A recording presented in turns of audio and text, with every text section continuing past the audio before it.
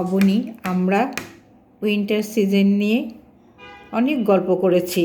আজকে সবগুলি কথা নিয়ে একটা আমরা সুন্দর সারাংশ, একটা প্যারাগ্রাফ আমরা শীত সম্বন্ধে পড়ব।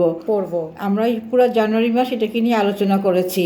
এখন তোমাকে আমি এই জিনিসটা পড়তে দিচ্ছি, সামারি উইন্টার সিজন সম্বন্ধে। এখন তুমি এটা পড়বে এবং আমরা এই কথাগুলি এতদিন আলোচনা করেছি মুখস্থ করব। এবং এ মাসে আরও 2-1 দিন এটার উপর পড়াশোনা করব।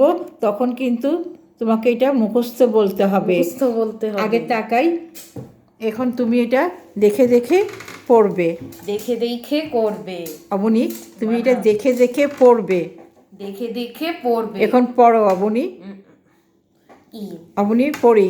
শীতের সময় মজার পিঠা খায়, পায়েস খায় খেজুরের গুড় দিয়ে। শীতের সময় ত্বকের যত্নে ক্রিম, লোশন, অলিভ অয়েল একসাথে, ভ্যাসলিন দি। শীতে কম্বল, কাঁথা, কমফোর্টার গায়ে দিয়ে ঘুমায়। শীতের ভোরে অনেক কুয়াশা পরে, কোনো কিছু দেখা যায় না। কুয়াশা পড়ে মানে এত কুয়াশা থাকে সকালে ভোরে কিছু দেখা যায় না। ফাল্গুন মাসকে বরণ করে নেই। আচ্ছা, শীত শেষ হলে তখন ফাল্গুন আসবে। আমরা শীতের পড়া নিয়ে শেষ পর্যায়ে আছি।